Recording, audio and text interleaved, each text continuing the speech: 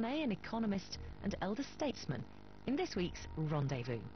Hello and a warm welcome to this special series of Rendezvous Africa with me, Zainab Badawi, coming to you from Arusha in Tanzania at the foothills of Mount Meru in the heart of the Serengeti. And waiting in our very green room, Isis Nyong'o, one of Kenya's technology businesswomen. She was the face of Google Africa until recently. She's now in the mobile phone advertising business.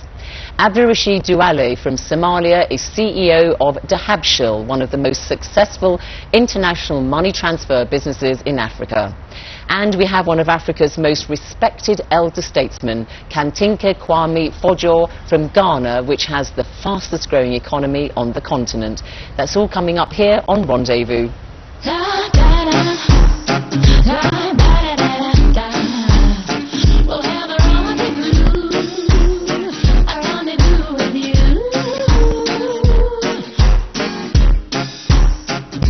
And my first guest on this edition of Rendezvous is Isis Nyong'o, a Kenyan-American, and she, until recently, led business development in Africa for Google. She's now Vice President of InMobi, one of the world's biggest mobile phone advertising networks. Isis, welcome to Rendezvous. Thank you, Sana. It's great to be here. Oh, well, it's good to have you. Now, Isis, half white American, half Kenyan, from Western Kenya. That's Your right. father was from the Luo tribe. Same as Barack Obama. Now, I know that you've got some brothers, 3 brothers, I think. I had 3 brothers, And yes. I have to say, is there a bit of a family resemblance between them and Barack Obama?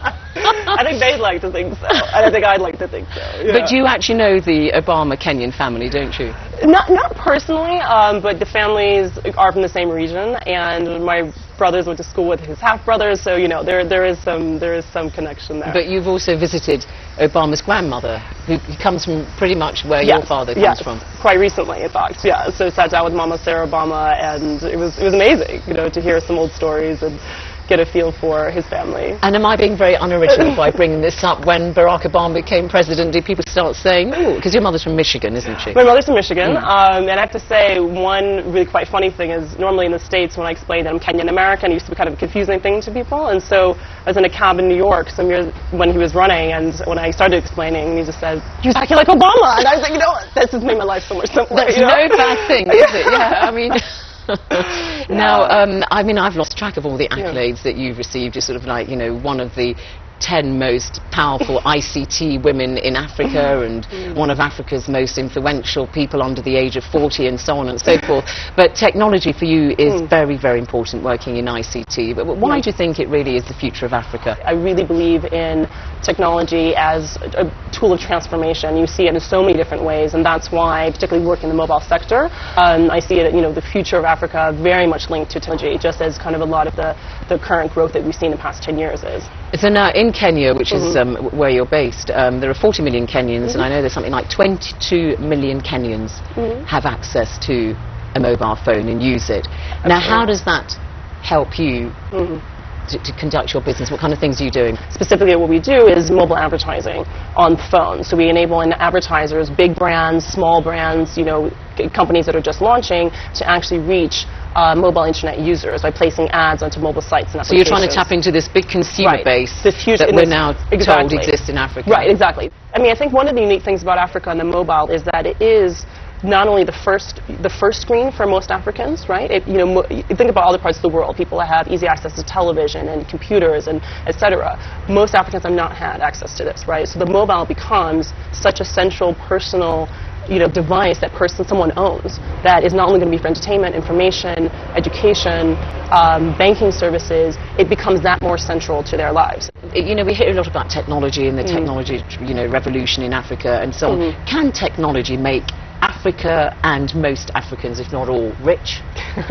Well, that's a million-dollar question. I think that if you look forward ahead, I think there's huge potential for technology to really transform people's lives. About getting rich, I'm not sure, but actually day-to-day transformation of making access to information much easier, helping people make decisions faster, just the productivity levels that mobile presents. You know, obviously a lot of people have heard of M-Pesa in Kenya, where 15 million people are using a mobile money transfer system, right, which makes productivity, businesses be able to operate a lot more efficiently and more quickly, right? So as you see services like that, you know, flourish around other parts of the continent, you see real tangible. I mean, Kenya is kind of the shining star of this. You see real tangible transformation for everyday people. Well, so clearly, ISIS, you see there that when it comes to mobile phone innovation, that Africa very much is the future. When in fact our next guest on Rendezvous is somebody else who's very much exploiting technology for their own particular business. Abdurrashid Douale is from Somalia. He is CEO of Dahabshiil, which is one of the continent's most successful international money transfer companies.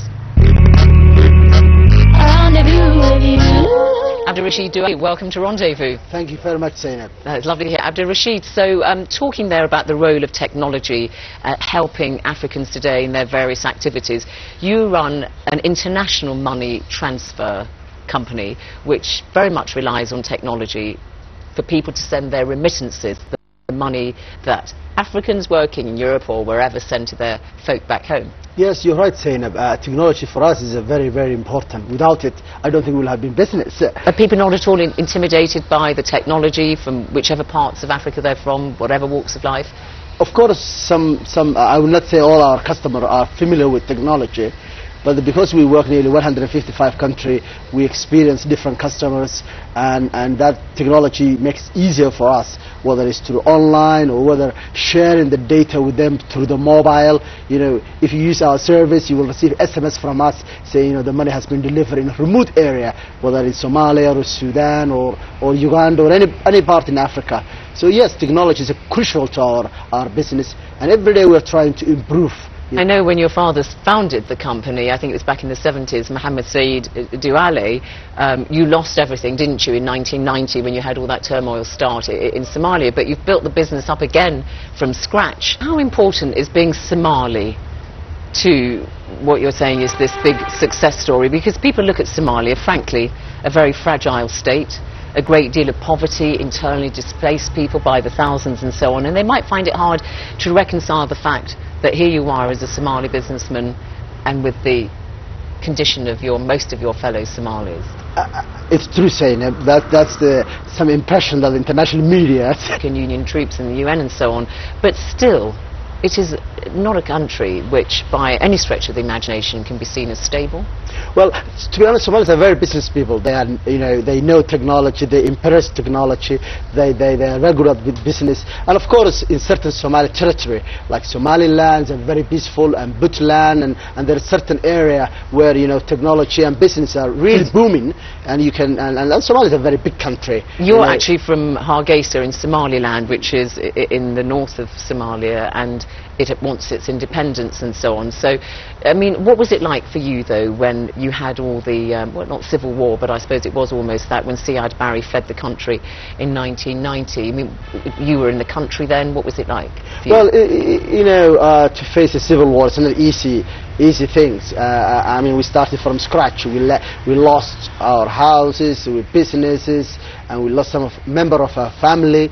But again, we don't want to, you know, give up life. You know, we want to restart again, and that's the good thing about Somalis, to be nomadic, to be open with a new culture. And I went to UK and I studied there, and so many Somalis, you know, went to other parts of the world, and that's why the diaspora in Europe and North America is now very, very important for Somalis in terms of development. Yeah, because of course you were, I suppose, a child then when or teenager when those troubles started. You talk about the diaspora, and people are saying that the diaspora is very, very important to the future development of Africa. I mean, you, Isis, you spent some of your time in America, the United States, some of your time in Kenya, but 10 years ago you moved back to Africa. I mean, do you find that there are people in the diaspora coming back saying, oh my God, the West is in decline, no jobs there, we're coming to Africa, it's the future?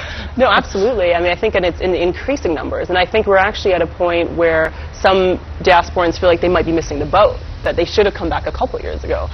So the numbers, it's very, very tangible, and it's across sectors. Is it the rise of Africa, or is it the decline in the West? It's a combination of the two. And I think they're delinked. But, you know, I have heard people wanting to move to Lagos saying it was more stable than New York a few years ago, right, in financial services. And, you know, one would never think of a world like that. I think people are coming back to Africa because they see as opportunity.